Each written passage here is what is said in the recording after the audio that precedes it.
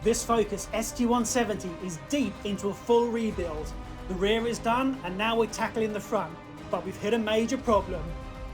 We need to temporarily install key components so the car can roll and be moved into storage while we wait for the next phase of the underbody restoration. But our workshop is bursting at the seams, parts are everywhere and there's no room to work. With less than £1,600 we have to build a fully insulated, powered and heated workshop from scratch. If we fail, this entire project could grind to a halt. And just to make things more interesting, the parts we need to move the car, they're in a mystery package, fresh from Germany. Will we pull this off? Let's find out. Okay, fasten your seatbelts, here we go. This is a very dilapidated shed I've managed to get for free. It is covered in rats droppings and fairly well rotten. The people that I got it from just wanted it out of the way, so it has to be fully dismantled as carefully as possible, lay it out in the front garden and get the delivery company to drop it back in my place. Total so far, £85. What we're going to do now is lay the floor down and give it a really good wash so it is the perfect base for our brand new workshop. We've given this a really good wash and we put some battens underneath to help support it. Now that's nice and clean, I can get on with preserving what is left of the original shed. So it is getting a coat of paint. We're using forest green Cupinol Ducks back here, really goes on well. What was left of the old roof has been taken off for delivery and we're going to have to re-roof it. Due to the condition of the roof, I'm going to put a bit of spare breathable membrane I've got knocking around on there first. Normally, you would just stick the felt straight to the roof. And then we're going straight for the 15-year life polyback felt. This is really good stuff because it doesn't rip. It's nice and easy to cut, and I'm just going to roll it out onto the roof and nail it on with felt nails. The intention with this is to let the plants completely cover the roof.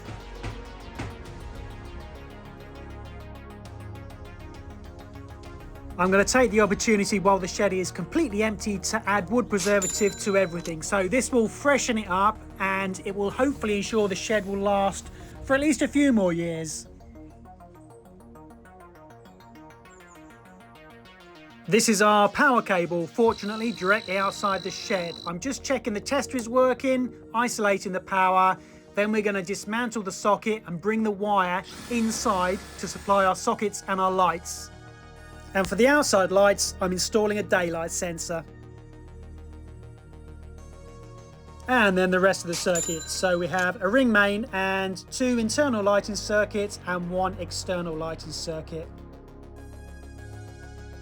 These are all the tails and the lighting circuit junction boxes.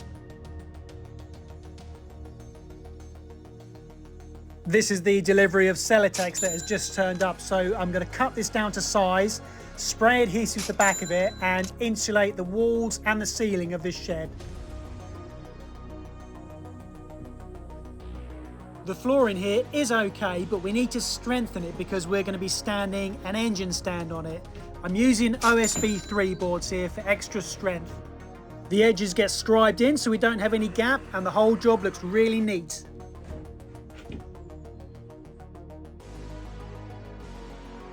How it was, how it is now. I'm securing the new floor to the old floor and into the battens underneath, and then securing the board to the walls. We're leaving holes for the ring main wires to stick out and securing this to the stud work behind it.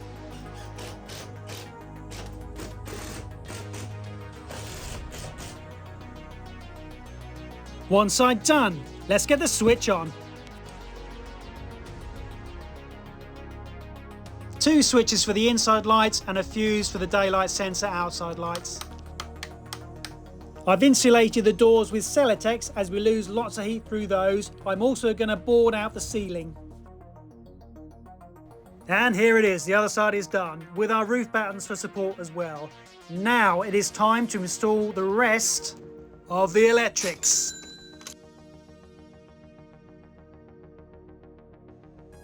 I'm just stripping the wires and then I'll connect the socket back to the wall before connecting the socket.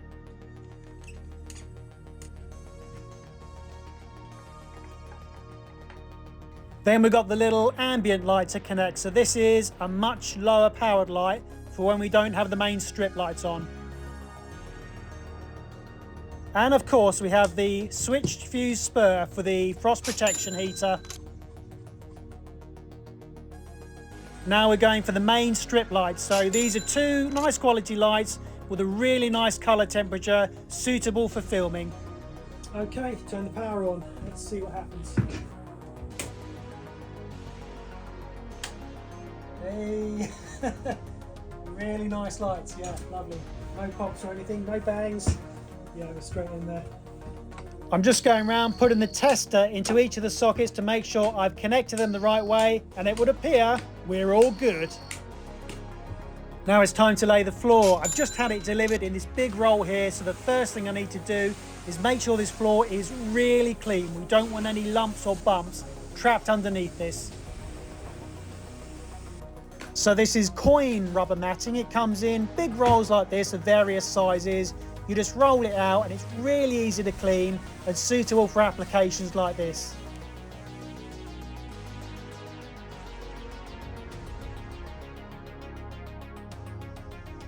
I'm trimming the edges here, really important so we don't end up kicking up the matting as we come in and out of the shed. And then I'm applying contact adhesive to both surfaces. I waited 2 or 3 minutes, and then when this goes down, it is stuck solid. So I'm just doubly checking everything is stuck down there. Same again with the back. Cut it to size, bit of contact adhesive, click of the fingers, and boom.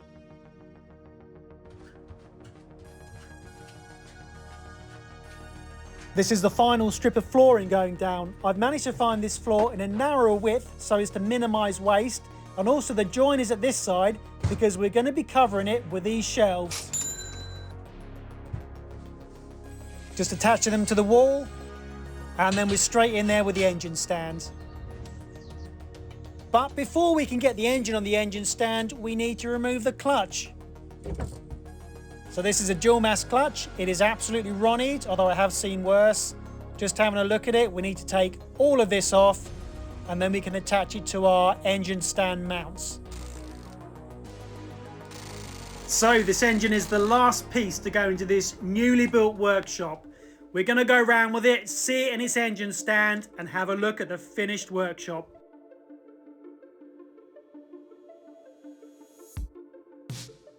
There we go, it's looking great. This lovely engine stand was loaned to me by a neighbour. We also have an outside light for £30, and there was some extra wood for £30 as well to repair the base of the shed. Our total spend now stands at a grand total of £1,215. £385 below budget.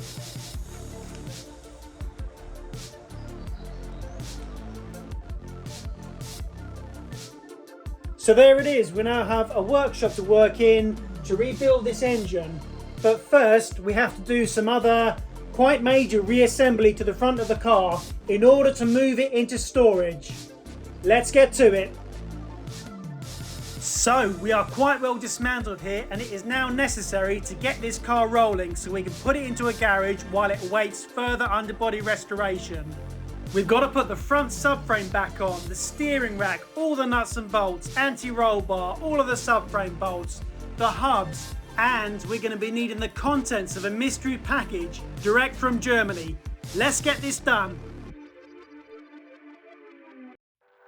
Here it is, the original front subframe for the ST170. This has been blasted and powder coated a little while ago, and all I'm doing now, I'm just building it back up with all the bits that I've been able to source. So we have the spacing washers going on at the front, we have the clamps for the anti-roll bar, we've got the wishbones. Also, most of the nuts and bolts are brand new direct from Ford. There are a couple that I will be chasing up and changing at a later date because once we've moved the car, all of this will have to come off again. We'll just secure the anti-roll bar mounts and then we'll put the steering rack back on.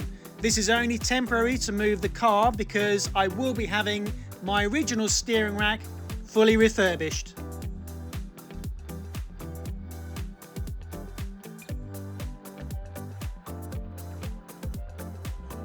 Okay, let's break out the trolley jack. Nice piece of wood on top of it, and then we're going to raise this subframe to meet the underneath of the car.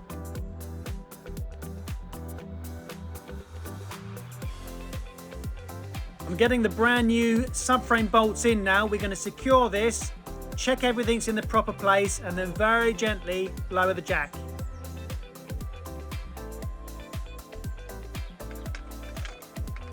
And underneath it's looking lovely, really nice powder coated finish, looking really good up against those new subframe bolts.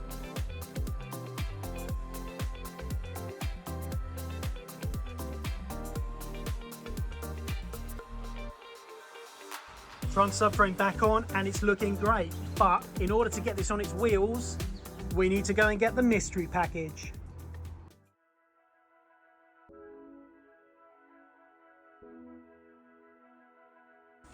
Right, this is the full Bilstein D12 suspension kit for the ST170, so we're going to take all of this out of the box, put it on the table and see exactly what we've got.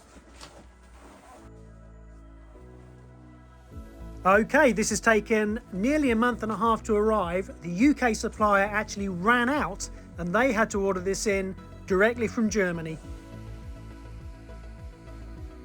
In the kit, we've got the front and rear springs, we've got the front struts, the rear shocks, but today we'll only be doing the front to get this car moving.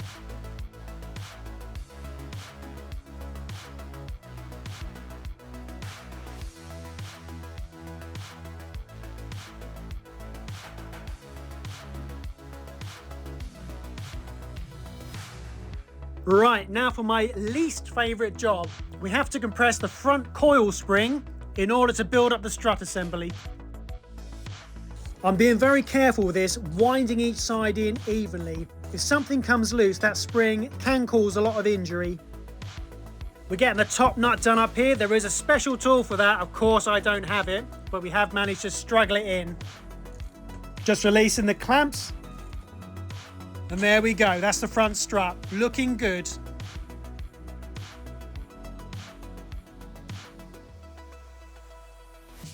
Just tapping in the end there, and then I'm going to be removing the lower wishbone just to ease installation. Connect it from the top, and then I'm going to bolt everything back up. I'm keeping everything fairly loose because all of this will be coming back off again when the car gets to the garage.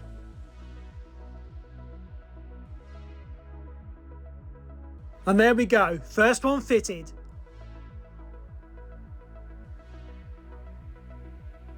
Let's get the front brake disc back on. I've got to use that as a spacer for the wheel. I haven't yet got the calipers on.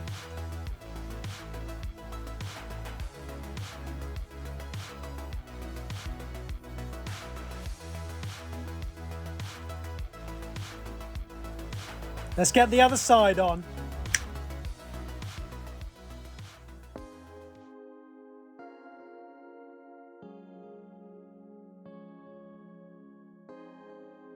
Okay, we are now assembled enough to get this car back on its wheels. Let's close the bonnet and get the trolley jack out. Just very delicately raising the car from the center of the front subframe, and then we're going to just remove the axle stands and very carefully lower it to the ground.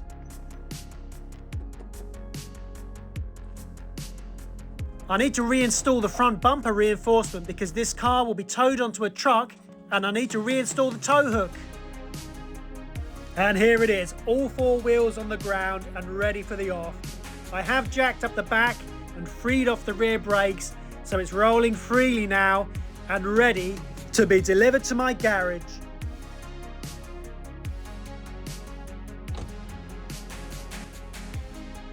Just got time to give it one last wash, and then we're straight on the recovery truck. And just like that, the ST170 is finally on the move. After all the work we put in, building the workshop, getting the front suspension back together, it's amazing to see it rolling again, even if it is just onto a tow truck.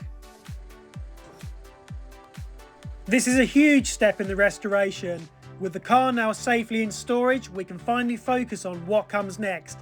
getting the engine rebuilt and bringing this car back to life.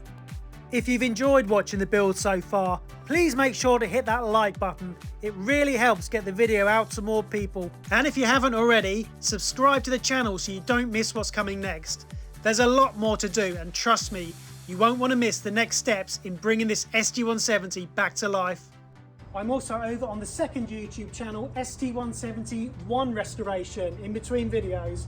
Thank you very much for watching, and I'll see you for the next one.